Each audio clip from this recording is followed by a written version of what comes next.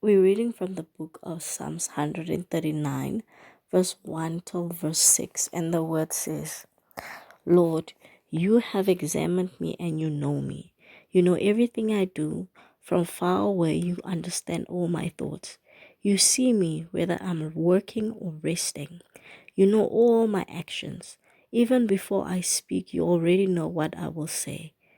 You are all around me on every side. You protect me with your power. Your knowledge of me is too deep. It is beyond my understanding. Now, my understanding of this text is so simple is that God knows everything. God knows everything. And in God knowing everything, the only question I have is then, why is it that you and I then still think up the evil that we do?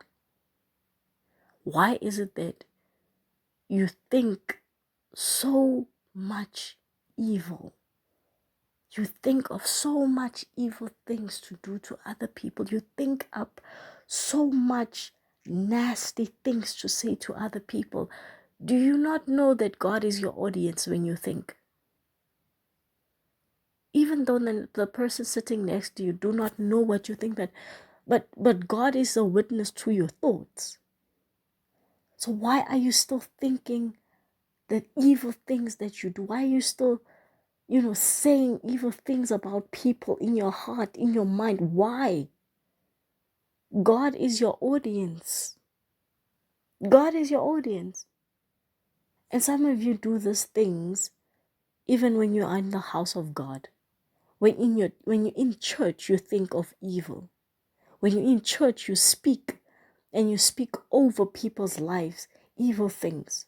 Why do you do it? When you know that God can hear you and God can see you and God knows your heart and God knows your thoughts. He listens to what you think. He knows what is your heart's desires, and it is evil, it disgusts him. So why are you still the way that you are? We need to stop. And we need to remember that God is our audience when we think. God is our audience when we speak. And I always tell people that if you cannot say to people what you think, then why are you thinking it in the first place? Because you are saying it to God, which makes it 10 times worse. God is our audience. Every single thing you do in private, God sees, God hears, God knows. So please, let us stop thinking evil. Let us stop speaking evil. Let us stop doing evil deeds, and let us repent. Because even in all of this, God still is all around us. And with his mercy, he still protects us. Even though he knows the evil thoughts that we have, he still protects you because he loves you.